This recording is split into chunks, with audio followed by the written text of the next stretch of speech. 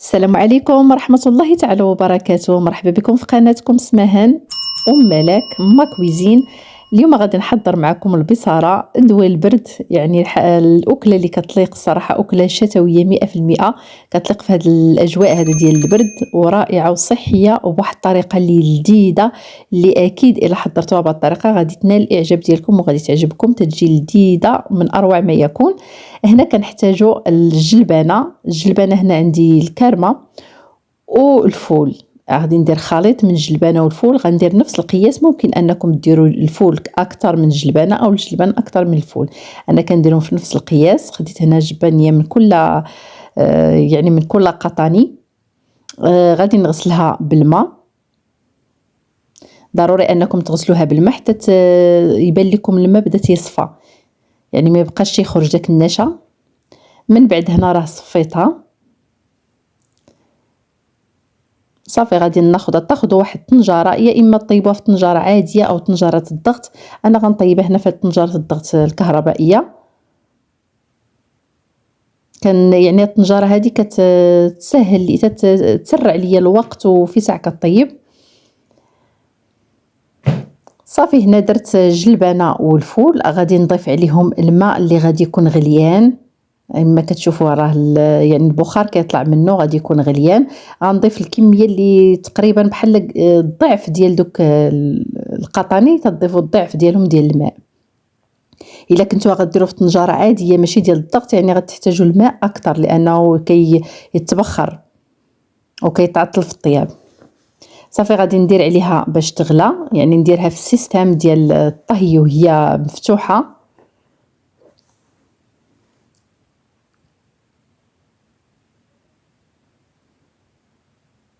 من بعد هنا يعني من بعد ما بعد ما غلات غادي نحيد ديك الرغوه اللي كتشكل ليا في الفوق.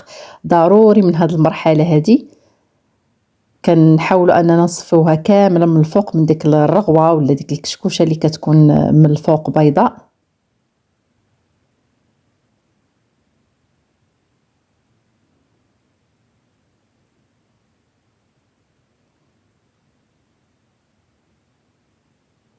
من بعد هنا في هذه المرحله غادي نضيف 3 ديال الفصوص ديال الثوم اللي كبار، ممكن 3 حتى ل 4 الفصوص ديال الثوم. صافي وهنا بدون اضافات غادي نغلق عليها، يعني راه ما ضفت غير الثوم والماء والقطن.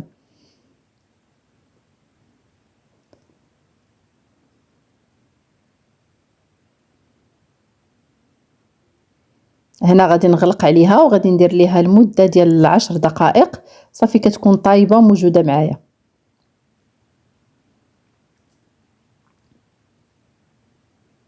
من بعد ما مرات 10 دقائق حليت عليها، كتكون على هذا الشكل، يعني كيكون داك الفول وداك الجلبانه طايبين.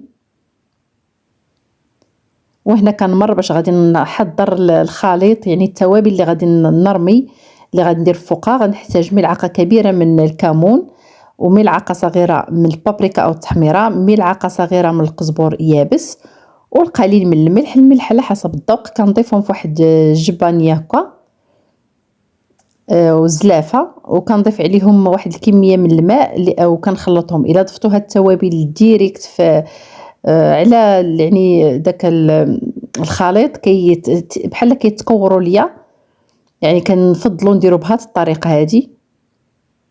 صافي كنضيفوا هنا، كنضيف داك التوابل على داك البصاره ديالنا، داك الفول والجلبانه، وكنخلط.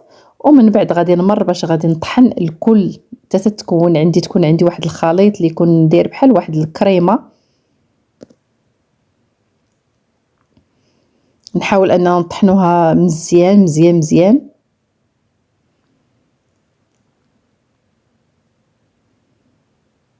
وممكن هنا في هذه المرحله هذا الا بغيتوها يعني تجيكم بهذا القوام هذا، اللي انا كيعجبني هذا القوام هذا، تخليوها في هذا القوام. بغيتو انكم تجي اخف، تزيدوا القليل من الماء تجينا على هذا الشكل هذا. المنظر ديالها الصراحه كيشهي.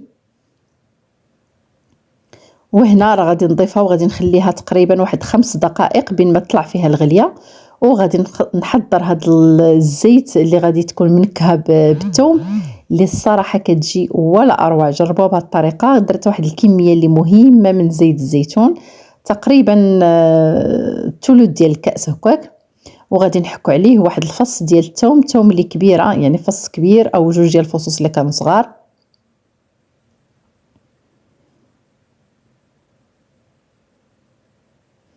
صافي على هذا الشكل غنديرو على النار غير بين ما نحس بداك الثوم ديالي بدا تيذهب، يعني ياخذ واحد اللون ذهبي على هذا الشكل هذا. وغنضيفو على البصاره اللي عندي يعني مباشره.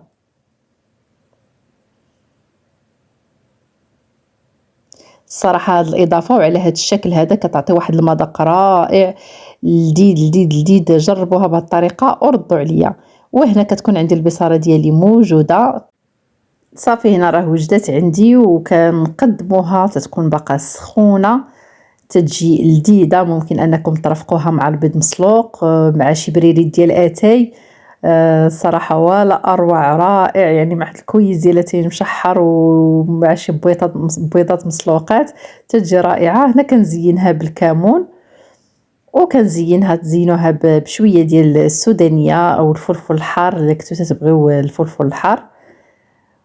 وكذلك غادي نزينوها في الاخر بزيت الزيتون. يعني راك عارفين سميتو البصاره كتبغي زيت الزيتون والكمون يعني بكميه كثيره. الصراحه تجي زوينه، وكله كتشهي، وكله شتويه زوينه رائعه، تتحضر بسرعه اقتصاديه. نتمنىكم انكم تجربوها وتنال الاعجاب ديالكم بهذه الطريقه يعني اللي شاركت معكم. وكل واحد كيفاش راه يعني كل شيء كيطيب البصاره ولكن الطرق تختلف. ونتمنى الفيديو نال الاعجاب ديالكم. ما تنسونيش من لي لايك ولي كومونتير اللي تيحفزوني وتيشجعوني. وشكرا لكم على المتابعه. الى بقيتوا حتى لهاد يعني حتى النهايه ديال الفيديو شكرا لكم بزاف. والى اللقاء الى فيديو قادم ان شاء الله. اترككم في حفظ الله ورعايته. مع السلامه حبايبي.